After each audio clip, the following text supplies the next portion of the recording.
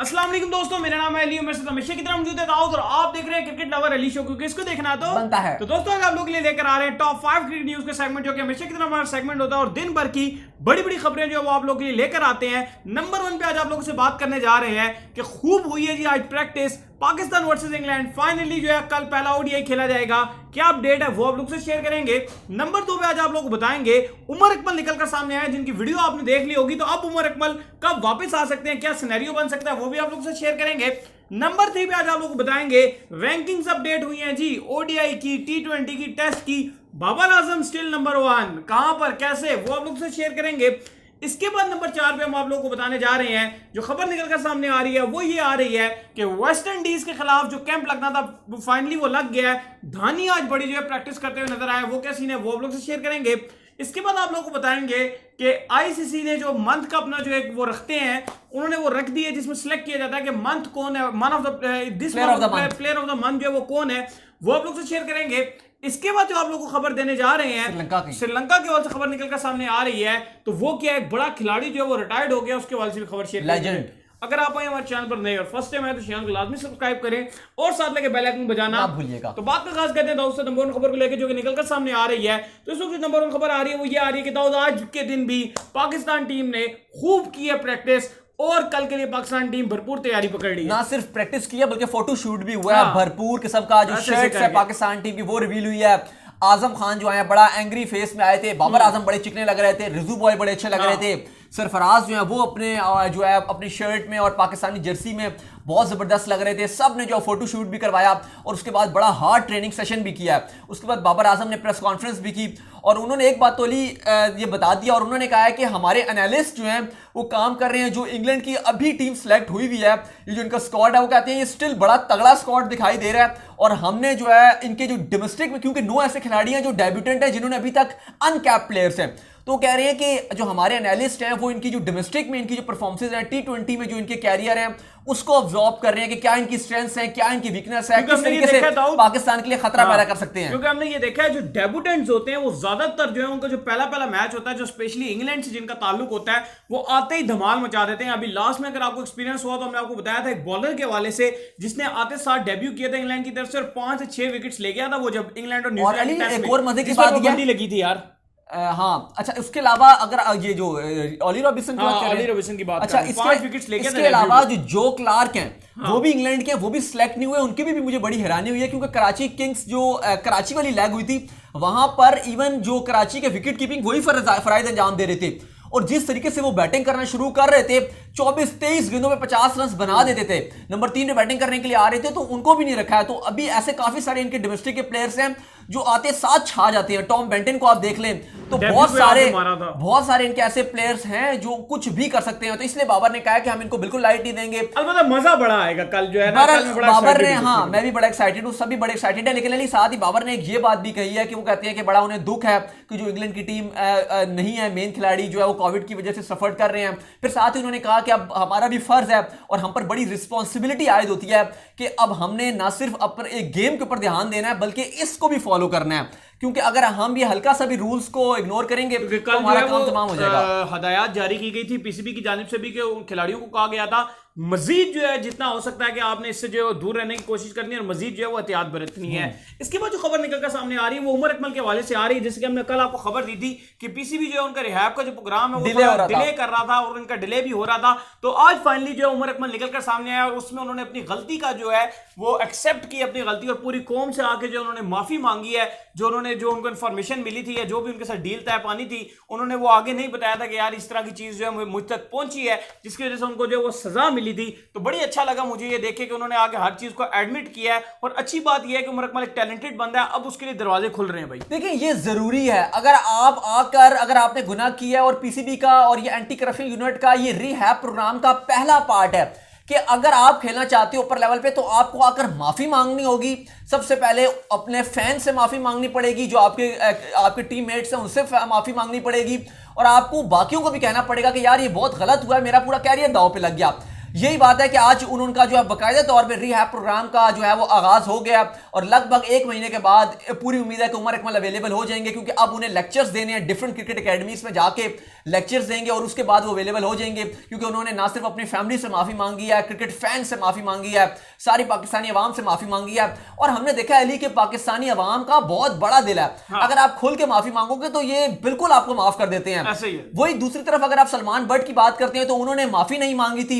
Even ICC जब नजम city भी इस पर निकल कर आए थे और उन्होंने यही बात की थी, वो कहते हैं कि जब इनसे इवन आखिरी टाइम तक यही कहते रहे हम कि आप बता दो, अगर आप बता देते तो आपको दोबारा कम बैक हो जाता पाकिस्तान टीम में, इन्होंने नहीं बताया। और दूसरे यहाँ पर एक और चीज जो मैं क्लियर कर दूं वो ये है कि उमर अकमल ने कोई फिक्सिंग की नहीं है। सिर्फ इंफॉर्मेशन उन तक पहुंची थी, जो वो पहुंचाने में जो है वो देर हो गई थी उनको, और उन्होंने इन्फॉर्म नहीं किया। और ये जो आप बता रहे हैं इसमें आपके और भी बहुत सारे क्रिकेटर्स थे, मोहम्मद इरफान जो बच गए।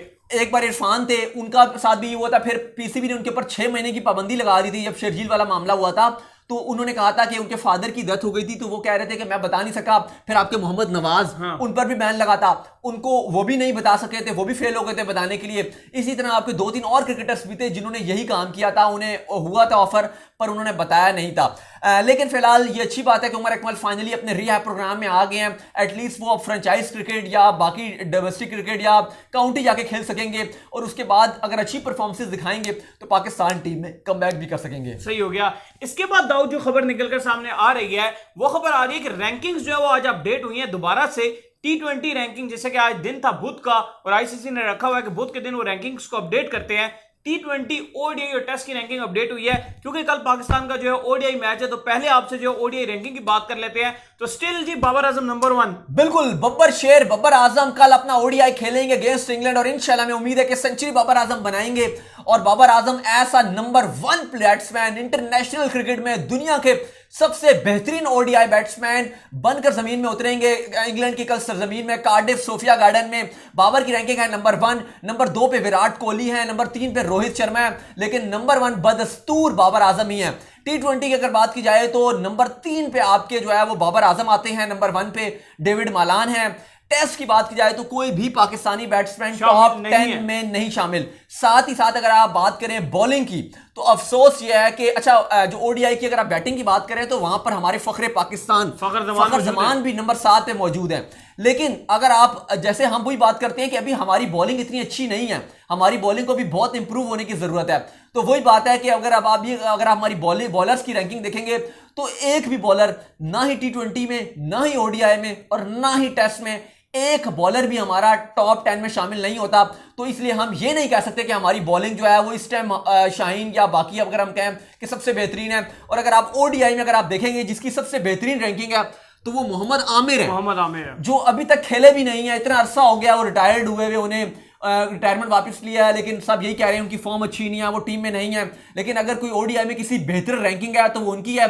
दूसरा ऑलराउंडर, लेकिन आमिर को दाऊद स्टिल जो है बात तो हम करते हैं आमिर के हवाले से, हमें ये भी पता है कि आमिर जो है मैच विनर है, लेकिन मेरा यही मानना है स्टिल कि आमिर को परफॉर्मेंसेस देनी होंगी इस बिना पर सिर्फ कि वो मैच विनर है। 100 टूर्नामेंट खेल रहे हैं वहां पे, वो दिखाएंगे आपको परफॉर्मेंस। नहीं 100 टूर्नामेंट में सिर्फ इस बिना पर मैं आपको बता रहा हूं कि उनकी पास्ट परफॉर्मेंसेस है ना, सिर्फ उसकी बिना पर उनको टीम में शामिल नहीं किया जा सकता। आना पड़ेगा, परफॉर्मेंस देनी पड़ेगी, फिर आएंगे वो टीम में। नहीं अब देखिए अगर आपका ये फेल हो गया मामला, फिर चांस दिया जा सकता। अगर आपका मामला फेल हो गया तो फिर आप आमिर की तरफ जाओगे, क्योंकि 19 के वर्ल्ड कप में भी आमिर की ऐसी डिप परफॉर्मेंसेस थी और वो सारी परफॉर्मेंसेस अपने बड़े मैचेस में दे जाते हैं। साथ ही अगर आप बात करेंगे तो इमाद वसीम जो आपकी ओडीआई टीम का पार्ट भी नहीं है, वो वाहिद आपके ऑलराउंडर हैं जो नंबर 7 रैंकिंग में है। वो भी बड़ा टाइम से हो गया, वो नहीं खेले, लेकिन ये बताता है सेंटर कॉन्ट्रैक्ट में भी जो है वो ज्यादती के भी की जा रही है। खैर वो तो मोहम्मद वसीम ने नहीं रखा क्योंकि उनकी थोड़ी सी खलल भी चल रही थी, तो इसलिए उनको नहीं रखा। हाँ, लेकिन वो वाहिद है ओडीआई में जो नंबर 7 में है। ना बाकी आपका कोई भी ऑलराउंडर या कोई भी आपका जो है वो ऑलराउंडर आपकी रैंकिंग में भी नहीं है, ना ओडीआई में, ना T20 में, ना टेस्ट में। तो वाहिद एक इमाद वसीम मैडी हैं और वो नंबर 7 रैंकिंग पे हैं। सही हो गया। और इसके बाद जो खबर निकलकर सामने आ रही है वो खबर आ रही है कि जो लड़कों का जो आज कैंप लगा था, जिसमें हमने आपको बताया था कि बुध के दिन जो है लड़कों का कैंप लगेगा, तो फाइनली जो है वो आज लग गया। और जो टूर जो जिन्होंने करना है वेस्ट इंडीज का, वो सारे आज आए नेशनल हाई परफॉर्मेंस सेंटर के अंदर और खूब उन्होंने आगे जो है प्रैक्टिस की है, जिसमें शहनवाज धानी भी शामिल थे और बड़ा एक्साइटेड दिखाई दे रहे थे शहनवाज। बिल्कुल, आज 7 तारीख है और ये 10 दिन का कैंप है। 17 तारीख को ये खत्म हो जाएगा।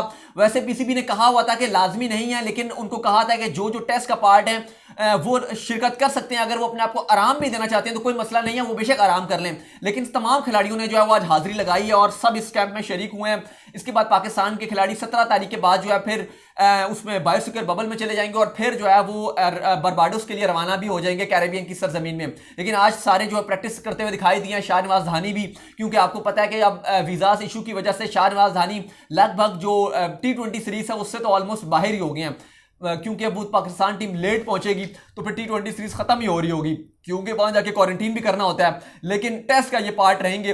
उम्मीद करते हैं अली कि इनको चांस मिलेगा प्लेइंग 11 में। चांस तो मिलेगा प्लेइंग 11 में। उम्मीद मुश्किल लग रहा है, मैं दुआ ही कर सकता हूं कि मिल जाए। कहां किसकी जगह बिठाएंगे? शाहीन को तो ये बैठाते नहीं है किसी मैच में, हसन होंगे उनको भी रखेंगे ये, और जाहिर है वहां की स्लो विकेट्स है तो आप 2 तो स्पिनर खिलाओगे नहीं, एक स्पिनर खिलाएंगे और एक मुझे नहीं, वो स्लो विकेट है वहां की, 2 स्पिनर खिलाएंगे। मुझे जो पर्सनली फील होता है वो इनको चांस मिलेगा, क्योंकि परफॉर्मेंस दी हुई है और उसकी बिना पर ही इनको सिलेक्ट किया गया ना। ये वैसे ही उठा के तो नहीं सिलेक्ट किया। पहले भी पीएसएल की हाफ लेग जो कराची वाली हुई थी उसके बाद भी इनकी परफॉर्मेंसेस थी साउथ अफ्रीका और जिम्बाब्वे के अगेंस्ट टेस्ट मैचेस में ये स्क्वाड का पार्ट थे। उस तरह से वो खुलकर नहीं सामने आई थी परफॉर्मेंसेस जिस तरह से अब खुलकर सामने आई है। हम तो दुआ ही कर सकते हैं। उम्मीद और दुआ हमारी यही है कि इनको जो है वहां पर चांस मिलेगा। अब जो खबर निकलकर सामने आ रही है वो आ रही है एंजियो मैथ्यूज के हवाले से, जिनका ताल्लुक है श्रीलंका से और बड़े जो है वो लेजेंड खिलाड़ी है श्रीलंका के। अगर आप देखेंगे जो अब करंट खेल रही है पूरी एरा, जो करंट इस टाइम उनकी टीम है, इसके अंदर एक तो मुझे मलिंगा और एक ये 2 ही ऐसे लोग लगते हैं जो श्रीलंकन क्रिकेट टीम को दोबारा से उठा सकते हैं। लेकिन खबर बुरी ये है कि T20 वर्ल्ड कप से 4 महीने पहले उन्होंने भी ऐलान कर दिया कि वो भी रिटायरमेंट ले रहे हैं। भाई एंजिलो मैथ्यूज लेजेंड है अली, 386 इंटरनेशनल मैचेस खेल चुके हैं, टेस्ट, ओडीआई, T20s। टेस्ट में इनकी 44 की एवरेज है, ओडीआई में 41 की एवरेज है और T20 में 25 की एवरेज है with the strike rate of 117। लेकिन बहुत बड़े लेजेंड से इवन संगखारा, जयवर्धने, दिलशान, जब ये लोग टीम का पार्ट थे तब इनको जो है वो श्रीलंकन क्रिकेट बोर्ड ने कप्तानी सौंपी हुई थी और बड़ी अच्छी इन्होंने कप्तानी कर रहे थे, टीम को लीड अच्छा कर रहे थे। 2009 में अगेंस्ट पाकिस्तान इन्होंने अपने कैरियर का आगाज किया था, अपना जो है वो डेब्यू किया था 2009 में पाकिस्तान के अगेंस्ट, और उसके बाद इन्होंने पीछे मुड़ के नहीं देखा। मिडिल ऑर्डर में शानदार इनकी परफॉर्मेंसेस थी। लेकिन जब से वो ट्रेयो बाहर हुए, संगखारा, दिलशान और महिला जयवर्धने, उसके बाद से ये इनकी कप्तानी में Sri Lankan team back to back matches जो है वो हारना शुरू हो गई और उसके बाद फिर इन्होंने अपनी कप्तानी से भी रिजाइन कर दिया। ये तो अपना पूरा हमने देखा था जोर लगाते थे बेचारे, चैंपियन ट्रॉफी में भी बड़ी अच्छा इन्होंने खेला है, इसके अलावा दीगर मैचेस में भी इन्होंने तो पूरी भरपूर कोशिश की। लेकिन श्रीलंका में जो और कोई ऐसा खिलाड़ी नजर नहीं आता था जो इनका साथ दे सके। One of the finest allrounder, अगर आप ऑल टाइम भी श्रीलंका के देखेंगे तो वन ऑफ द बेस्ट ये ऑल टाइम श्रीलंका के ऑलराउंडर्स की लिस्ट में शामिल होते हैं। लेकिन फिलहाल इन्होंने श्रीलंकन क्रिकेट बोर्ड को अपने जो है आगाह कर दिया है कि 1 हफ्ते बाद जो मैं रिटायरमेंट अनाउंस कर दूंगा। आज इन्होंने श्रीलंकन क्रिकेट बोर्ड को बोला है कि मैं 1 हफ्ते के बाद रिटायर्ड हो जाऊंगा। अभी श्रीलंकन क्रिकेट बोर्ड ने इनसे कोई बात नहीं की है। हम तो यही दुआ करते हैं कि वो इनको मना ले कि आप वर्ल्ड T20 के बाद जो है वो रिटायरमेंट ले लो, क्योंकि याद रहे आपको जैसे बताया हुआ है कि श्रीलंकन क्रिकेट का जो इशू चल रहा होता है सेंट्रल कॉन्ट्रैक्ट्स में कि आप जो है ट्रांसपेरेंसी इसमें मजीद लेकर आए, उनमें ये भी शामिल है। जो 4-5 सीनियर खिलाड़ी बोर्ड के खिलाफ आवाज उठा रहे थे उनके अंदर ये भी शामिल है जिन्होंने बड़ी आवाज उठाई थी। तो उम्मीद करते हैं कि श्रीलंकन क्रिकेट बोर्ड इनको मना ले। बेशक कॉन्ट्रैक्ट्स तो आते जाते रहते हैं, लेकिन एक लेजेंड चला जाए तो वो दोबारा नहीं आता, और दुआ ये कि वर्ल्ड T20 ये खेल के रिटायर्ड हो। सही है। इसके बाद जो खबर निकलकर सामने आ रही है वो ICC player of the month के बाद से खबर निकलकर सामने आ रही है। तो नए नॉमिनेशंस जो है वो सामने आ चुके हैं। कौन कौन इस पर शामिल है जी? बिल्कुल, जो पिछला मंथ जून है इसकी नॉमिनेशंस जारी कर दी हैं। वोट आप लोग दे सकते हैं आईसीसी के पेज पे और वहां पर फिर विनर अनाउंस होगा। कोई भी एशियन नहीं है। एक तो डेविन कॉनवे हैं जिन्होंने छाए हुए अपना जो है वो टेस्ट क्रिकेट का आगाज किया न्यूजीलैंड के World Test Championship winning team के पार्ट।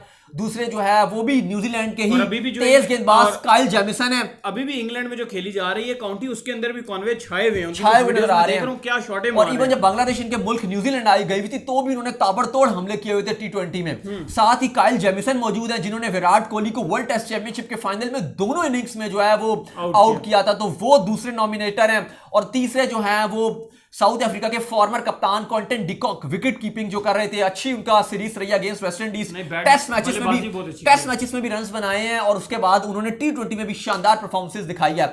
तो वो तीसरे खिलाड़ी हैं। देखते हैं कि कौन जीतता है। स्ट्रॉन्ग कैंडिडेट है क्विंटन डिकॉक और उनके साथ ये आपके कॉनवे, इनके ज्यादा, इन दो के ज्यादा चांस हैं कि कौन जीतता है। तो उम्मीद करते हैं कि आज का हमारा शो आपको पसंद आया। पसंद वीडियो को लाइक कीजिए, हमारे चैनल को सब्सक्राइब कीजिए, साथ में बेल आइकन को बजाइए, फॉलो करें इंस्टाग्राम। बिल्कुल, इंस्टाग्राम में मुझे फॉलो कर लें, यहाँ पे मैं मौजूद हूँ दाऊद क्रिकेट के नेम से, और अली को भी फॉलो कर लें ऑफिशियल के नाम से। अल्लाह हाफिज, बाय बाय।